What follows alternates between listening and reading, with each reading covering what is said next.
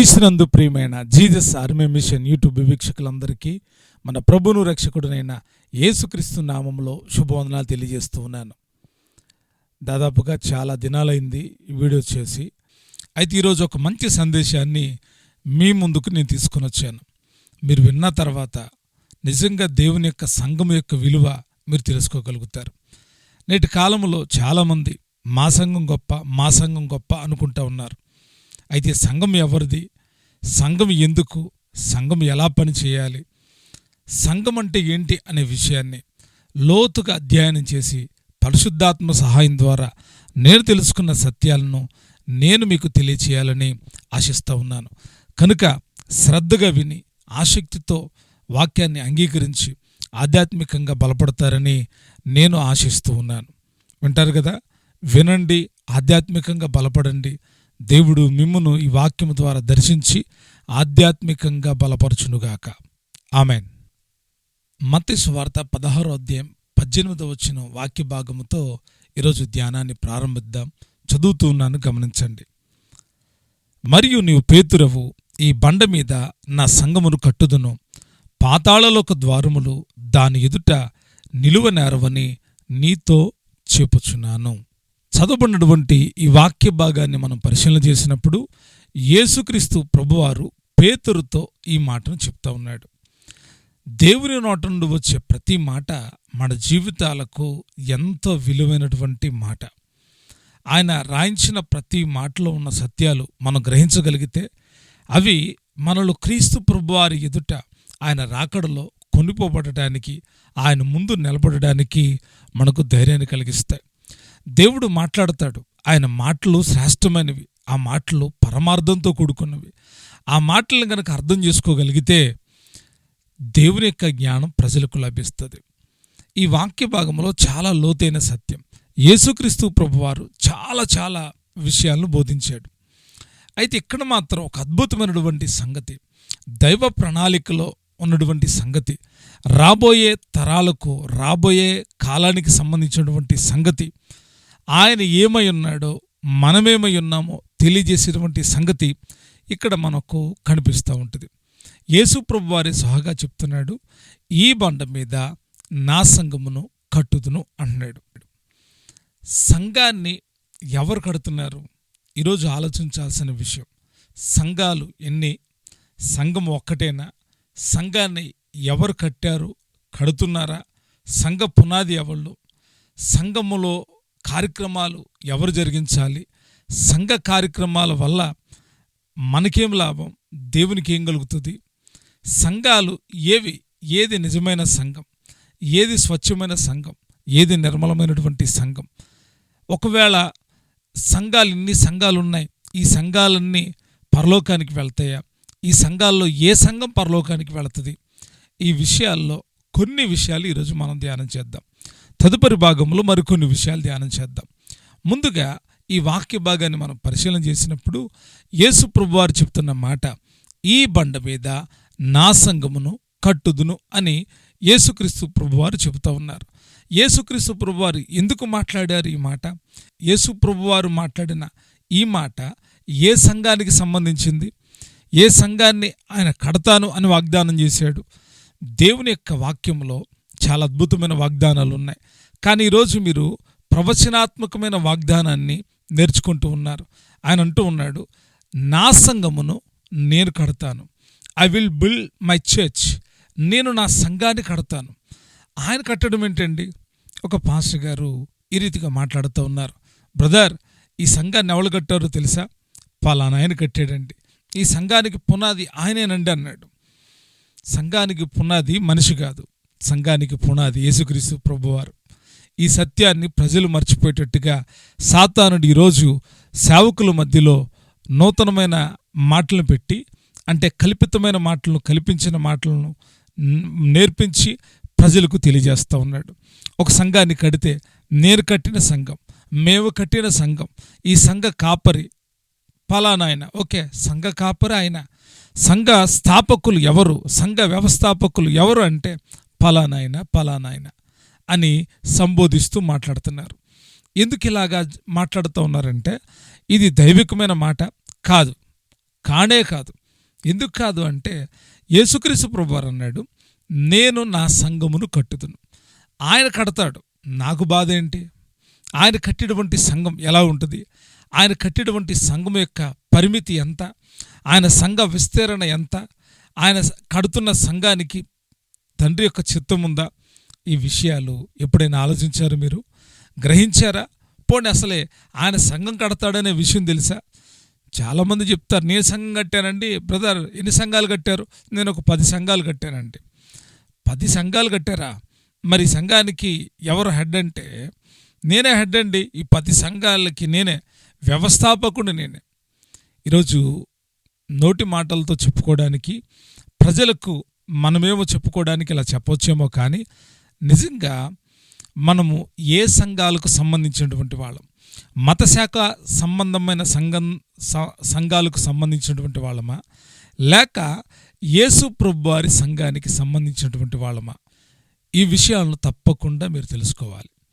సంఘం అనే పదాన్ని హిబ్రూ భాషలో కహల్ అన్నారు, గ్రీకు భాషలో ఎక్లీషియా అన్నారు. ఈ 2 పదాలు కూడా ప్రజల సమూహాన్ని, మతపరంగా ఉండేటువంటి ఓ ప్రత్యేకించబడిన జనాంగాన్ని గురించిన అర్థాలతో కూడినటువంటి మాటలై ఉన్నాయి. అయితే యేసుక్రీస్తు ప్రభువారు చాలా వాగ్దానాలు చేశాడు. మీకు నిత్యజీవం ఇస్తానన్నాడు. నేనుండే స్థలంలో మీరు కూడా ఉండులాగిన స్థలం సిద్ధపరచ వెళ్తున్నానంటాడు. యేసు ప్రభువారి శిష్యులకు చెప్పిన వాగ్దానాలు, ధన్యతలు ఎన్నో ఉన్నాయి. కానీ ఇక్కడ మనం గమనించాల్సిన విషయం ఏంటంటే, ఇక్కడ ఆయన అంటున్నాడు, నేను కడతాను. ఓ సంఘం కట్టాలి అంటే ఎంత పని చేయాలో యేసు ప్రభువారిలో నుండి నేర్చుకోవాలి. నిజంగా ఇప్పుడు కడుతున్న సంఘాలన్నీ మనుషులు కడుతున్నాయా, దేవుడు కడుతున్నాడా?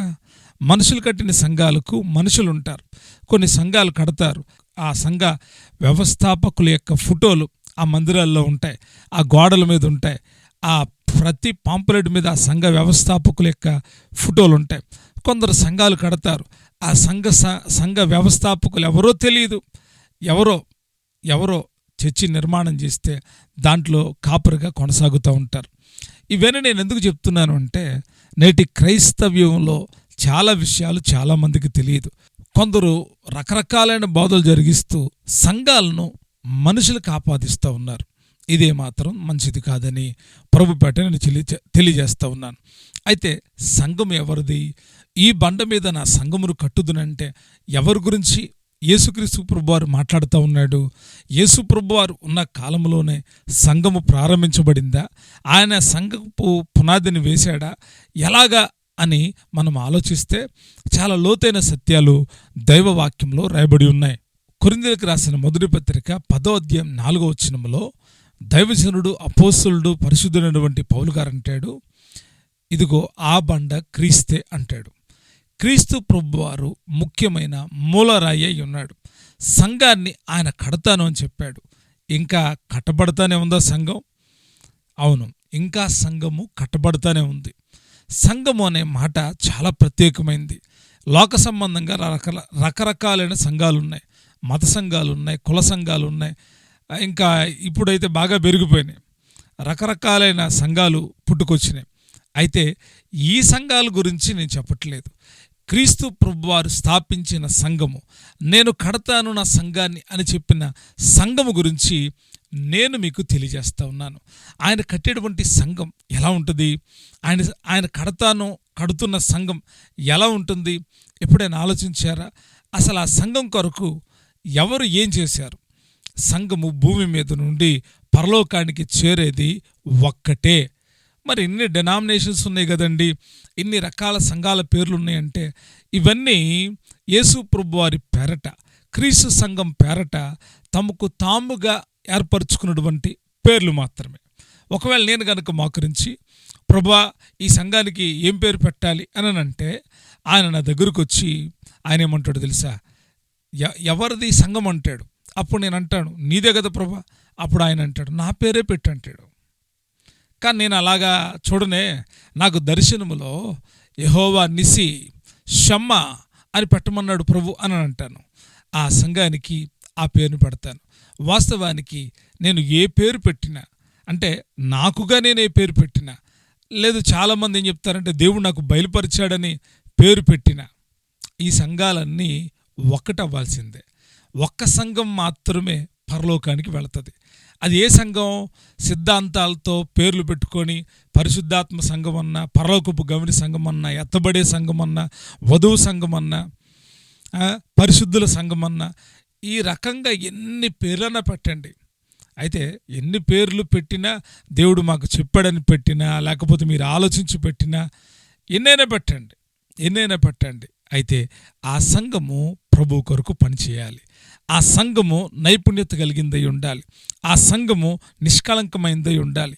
ఆ సంఘము ప్రభు రాకడ కొరకు చేరేటువంటిదై ఉండాలి. అంటే ఏంటి అర్థం? అంటే ఎన్ని సంఘాలైనా ఈ లోకంలో మనం స్థాపించవచ్చు. మనమే సంఘం అన్నాడు ఆయన, మీరే దేవాలయం అన్నాడు. అయితే మనము గమనించాల్సిన విషయం, సంఘము ఎవరంటే మనమే. మరి ఈ సంఘము ఎవరు స్థాపించారు అంటే గుండెల్లో ఎప్పుడు గుర్తుండాలి, యేసుక్రీస్తు ప్రభువారే సంఘాన్ని స్థాపించాడు. ఎలా స్థాపించాడు? ఈ సంఘ స్థాపన కోసం ఆయన ఏం చేశాడు అనే ఒక 7 విషయాలు ఈ భాగంలో మనం తెలుసుకుందాం.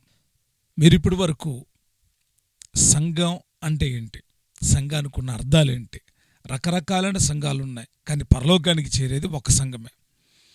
అయితే ఈ సంఘాన్ని స్థాపించింది ఎవరు అనే విషయాన్ని తెలుసుకున్నారు. ఎవరు?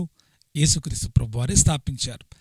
ఎలాగా ఆయన స్థాపించాడు, ఈ సంఘం కొరకు ఆయన ఏం చేసి స్థాపించాడు అనే విషయాన్ని మనం తెలుసుకోవాలి. ముందుగా కొంత మీకు ఆలోచన కోసం ఒక విషయాన్ని మీకు చెప్తాను. ఒక ఇల్లు కట్టాలంటే దానికి మూలరాయి వేయాలి, దానికి పునాది వేయాలి.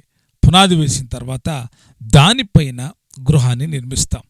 ఆ గృహాన్ని నిర్మించడానికి రకరకాలైన పనిముట్లు కావాలి, ఇసుక కావాలి, సిమెంట్ కావాలి, ఐరన్ కావాలి. అంటే నేను ఎంత బలంగా ఇల్లును కట్టాలనుకుంటున్నానో అంత బలమైనటువంటి సరుకు నా దగ్గర ఉండాలి, అప్పుడే నేను కట్టగలుగుతాను. అయితే క్రీస్తు ప్రభువారు చేత స్థాపించబడిన సంఘం ఎలా స్థాపించబడింది? ఈ సంఘ స్థాపన కొరకు యేసుక్రీస్తు ప్రభువారు ఏం చేశాడు? యేసుక్రీస్తు ప్రభువారి సంఘమేనా మీరు, మనము? అంటే మనమందరం యేసుక్రీస్తు ప్రభువారి సంఘమే. మన సంఘాలకున్న పేర్లు వేరు కావచ్చు, మన సంఘాలకున్న సంస్థల పేర్లు వేరు కావచ్చు, కానీ మనమందరము క్రీస్తు సంఘముగానే పరలోకానికి చేరుకుంటాము. ఈ సత్యం మీరు గుండెలో భద్రం చేసుకోండి.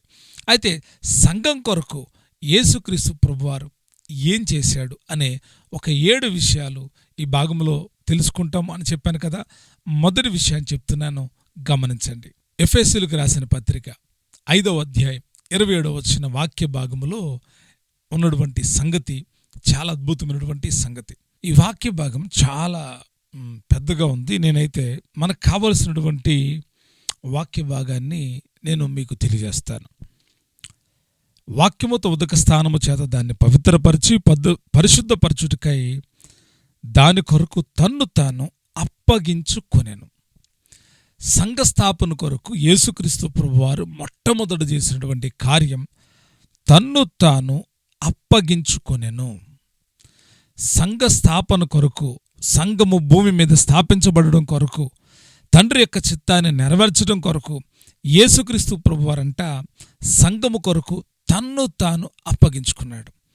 శిష్యులకు అర్థం కాల, పేతురుకు అర్థం కాల, ఎందుకు ఇంత బలమైన కార్యాలు చేసిన యేసయ్య ఈ విషయంలో మౌనంగా ఉన్నాడు. సైనికులు వారందరూ, అక్కడ ఉన్నటువంటి అధికారులు, ప్రధాన యాజకులు యేసుక్రీస్తు ప్రభువారిని వెతుకుతూ ఉన్నారు. ఆయన వారిని పిలిచి, మీరు ఎవరిని వెతుకుతున్నారు అంటే వారన్నారు, నజరేయుడైన యేసుని వెతుకుతున్నాము అంటే ఆయన అన్నాడు, ఆయన నేనే అన్నాడు. ఎందుకు ఆయన తను తాను అప్పగించుకుంటున్నాడు?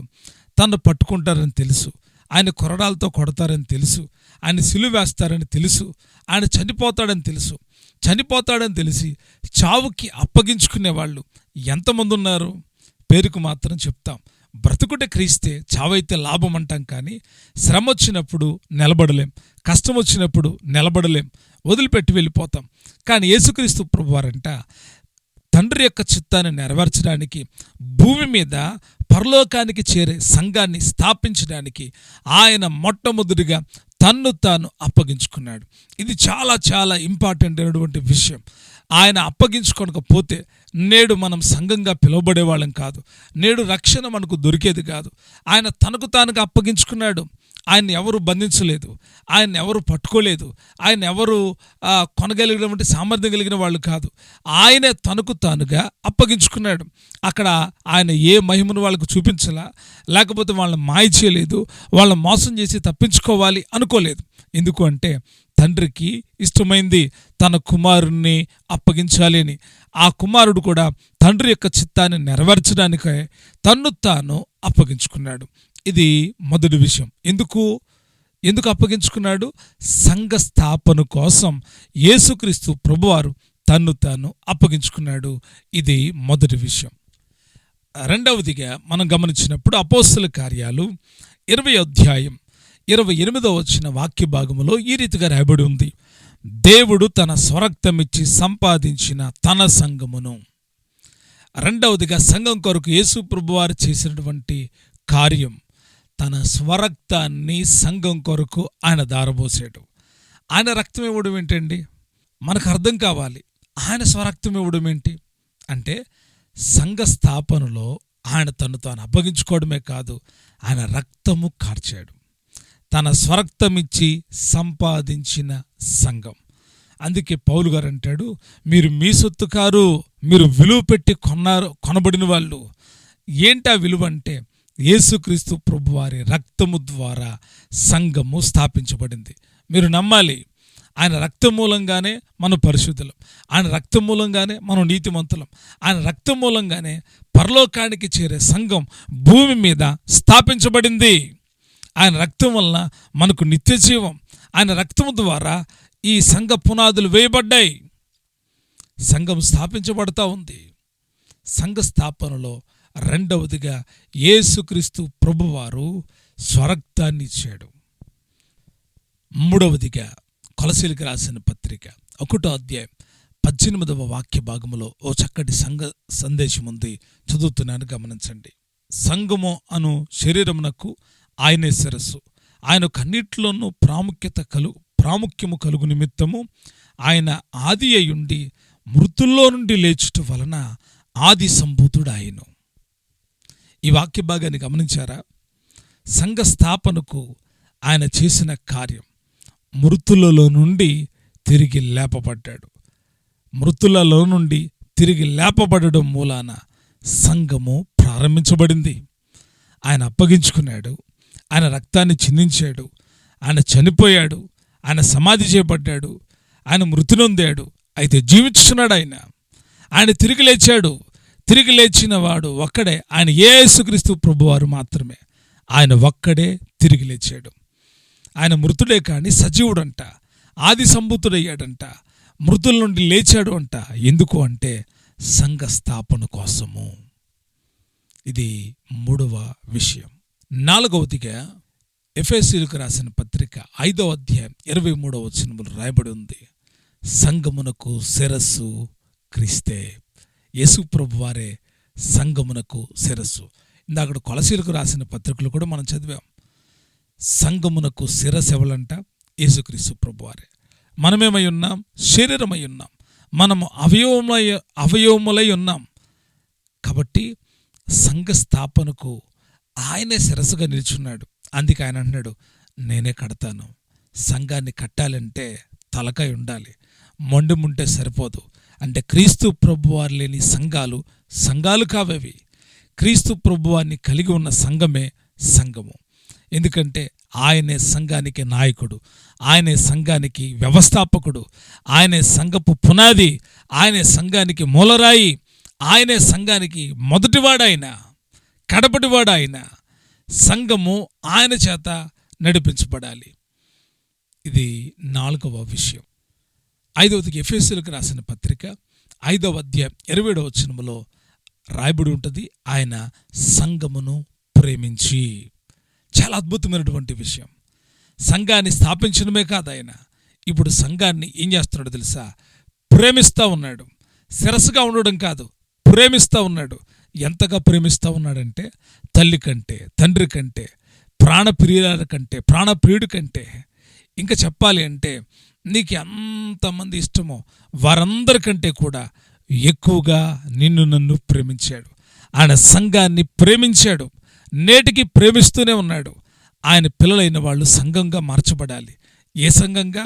ఇందాక మనం చెప్పినట్టుగా ఆయా పేర్లు కలిగిన సంఘంగా కాదు, క్రీస్తు స్వారూప్యం కలిగిన సంఘముగా, పరలోకానికి యేసుప్రభు వారి చేత పరలోకానికి చేరే సంఘముగా, యేసుప్రభు వారి చేత స్థాపించబడిన ఆ సంఘముగా మీరుండాలని ఆయన కోరుకుంటున్నారు. మీరే సంఘమైతే ఆయన మీకు శిరస్సు. రెండవదిగా ఆయన మిమ్మల్ని ఏం చేస్తున్నాడు? ప్రేమిస్తున్నాడు. ఇది 5వ విషయం. 6వదిగా గమనించినప్పుడు ఎఫెసీయులకు రాసిన పత్రిక 5వ అధ్యాయం 30వ వచనంలో ఈ విధంగా రాయబడి ఉంది, ఆయన సంఘమును పోషిస్తా ఉన్నాడు. ఎంత అద్భుతమైనటువంటి మాట! సంఘాన్ని పోషించడం నాకు చేత కాదు, నేను కాపరిని మాత్రమే. కానీ సంఘాన్ని పోషించేవాడు ఆయనే. ఆయన సంఘాన్ని ప్రేమిస్తూ ఉన్నాడు, ఆయన సంఘాన్ని పోషిస్తూ ఉన్నాడు. ఎందుకు పోషించాలి? ఒక భార్యనంట భర్త పోషించి సంరక్షించాలంట. పోషించాలి. భర్త పని ఏంటంటే భార్యని, కుటుంబాన్ని పోషించాలి. ఇప్పుడు యేసుక్రీస్తు ప్రభు వారి చేత స్థాపించబడిన ఆ సంఘాన్ని, నేను కడతాను అని చెప్పిన ఆ సంఘం, పరలోకానికి సిద్ధపడుతున్న ఆ సంఘం ఇప్పుడు ఏం చేయబడతా ఉందంట? పోషించబడతా ఉంది.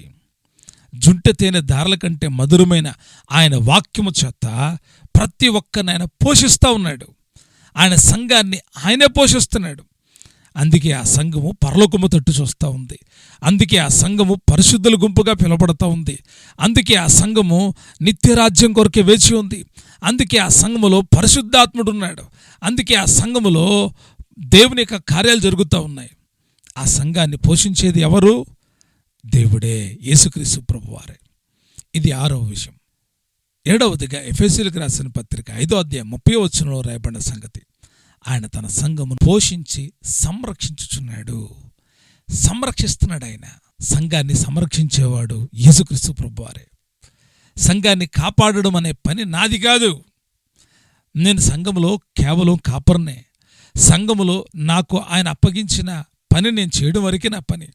కానీ సంఘాన్ని పోషిస్తున్నవాడు, సంఘాన్ని ప్రేమించినటువంటి వాడు, సంఘాన్ని సంరక్షిస్తున్నవాడు ఒక్కడే ఆయన యేసుక్రీస్తు ప్రభువారు. నమ్మండి. ఈరోజు ఆయన మిమ్మల్ని పోషిస్తున్నాడా? ఆయన మిమ్మల్ని ప్రేమిస్తున్నాడా? ఆయన మిమ్మల్ని సంరక్షిస్తున్నాడా? మీరు గ్రహించారా? మీరు నిజంగా ఆయన చేత పోషించబడితే ధన్యులే. మీరు ఆయన చేత ప్రేమించబడితే ధన్యులే. ఆయన మిమ్మల్ని సంరక్షిస్తున్నాడు అంటే అర్థమేంటో తెలుసా? మీకు కావలసినవన్నీ కూడా ఆయన సిద్ధం చేశాడు. సంరక్షించడం అంటే అన్ని విషయాల్లో పెళ్ళప్పుడు ప్రమాణాలు చేస్తారు కదా, ఇదిగో నిన్ను భార్యగా చేసుకుంటున్నాను, కలిమి యందు, లేమి యందు, బాధ యందు, వ్యాధి యందు, ఆరోగ్యమందు, అన్ని పరిస్థితుల్లోనూ నిన్ను సంరక్షించి, నిన్ను ప్రేమించి, నిన్ను పోషిస్తాను అని ప్రమాణాలు చేస్తూ ఉన్నారు కదా. యేసుక్రీస్తు ప్రభు వారి కూడా తన సంఘము కొరకు ఒక ప్రమాణాన్ని చేస్తూ ఉన్నాడు. నేను శిరస్సుగా ఉంటాను, నేను నిన్ను ప్రేమిస్తున్నాను, నేను నిన్ను పోషిస్తాను, నేను నిన్ను సంరక్షిస్తాను. వ్యాధిలో, బాధలో, కష్టంలో నువ్వు ఎటువంటి పరిస్థితుల్లో ఉన్నా నిన్ను సంరక్షిస్తానని వాగ్దానం చేసిన దేవుడు సర్వశక్తి కలిగిన దేవుడు. ప్రియ దేవుని బిడ్డలారా, యేసుక్రీస్తు ప్రభువారు సంఘము కొరకు ఏమి చేశాడో మీరు తెలుసుకుంటున్నారు. మనం చేయగలమా ఈ పని? నీ వల్ల, నా వల్ల కాదు. మన రక్తం పరిశుద్ధమైనది కాదు, మన తలంపులు పరిశుద్ధమైనవి కావు, మన ఊహలు పరిశుద్ధమైనవి కావు. కేవలం మనం పరిశుద్ధులుగా పిలవబడుతున్నాం, నీతిమంతులుగా మారాము. ఆయన ఆది నుండి నీతిమంతుడు, ఆయన ఆది నుండి పరిశుద్ధుడు, ఆయన ఆది నుండి ఉన్నతమైన వాడు. ఆయన రక్తము పరిశుద్ధం, ఆయన చూపు పరిశుద్ధం, పరిశుద్ధతకు నిలయమైన. ఈరోజు ఈ వాక్య పాఠ్య భాగములో మీరు నేర్చుకుంటున్న సంగతి, సంఘమునకు ఆయనే శిరస్సు. యేసుక్రీస్తు ప్రభువారే సంఘ వ్యవస్థాపకుడు. ఎప్పుడు సంఘాన్ని ప్రారంభించినా, మీరు ఏ సంఘాన్ని ఎక్కడ ప్రారంభించినా ఒకటే గుర్తుపెట్టుకోండి, సంఘ వ్యవస్థాపకులు అనే మాటను తీసేసుకుంటే చాలా మంచిదని నేను అనుకుంటా ఉన్నాను. లోకానికి అవసరమైతే లోకానికి చూపించండి, కానీ దేవుని పిల్లలు ఇవన్నీ ఆలోచించరు. ఆ సంఘములో యేసు ప్రభువారు ఉన్నాడా? ఆ సంఘాన్ని ఆయన ప్రేమించాడా? ఆయన చేత నియమించబడిన వాళ్ళు అక్కడ ఉన్నారా అనే విషయాన్ని మనం గమనిస్తే చాలా అద్భుతంగా దేవుని సంఘం మనకు అర్థమవుతుంది. ప్రియ స్నేహితులారా, సంఘం అంటే ఏంటి, సంఘాన్ని ఎవరు స్థాపించారు, సంఘం కొరకు యేసుక్రీస్తు ప్రభువారు ఏం చేశారనే సంగతి ఈ భాగములో నేను మీకు తెలియజేశాను.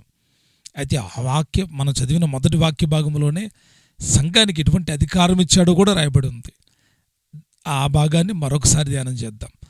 మరుసటి వీడియోలో మనం సంఘములో ఉన్న వాళ్ళకి ఎటువంటి బాధ్యతలను యేసుక్రీస్తు ప్రభువారు అప్పగించాడు, సంఘం కొరకు ఆయన ఎటువంటి ప్రణాళికను సిద్ధం చేశాడు అనే విషయాలు నేర్చుకుందాం. ఈ వాక్యము ద్వారా దేవుడు మిమ్మల్ని మీ కుటుంబాన్ని దర్శించి బలపరిచి ఆయన కృపలో స్థిరపరిచి వరదల చేయనుగాక. మీకేమైనా ఈ వాక్య భాగంలో డౌట్స్ ఉంటే కామెంట్స్లో తెలియజేయండి. ఇంకా మీరు ఏమైనా సంగతులు నేర్చుకోవాలి అనుకుంటే తప్పకుండా కామెంట్లో తెలియజేయండి. నేను మీరు నేర్చుకోవాలన్న సంగతుల్ని మీకే కాదు అనేకులకు ఆశీర్వాదకరంగా ఉండునట్లుగా బోధించి తెలియజేస్తాను. ఈ పరలోక సందేశాల ద్వారా మీలో పరిశుద్ధత కలిగి ప్రభు కొరకు జీవిస్తూ ప్రభు యొక్క రాజ్యం చేరే వరకు పరిశుద్ధులయ్యుందురుగాక.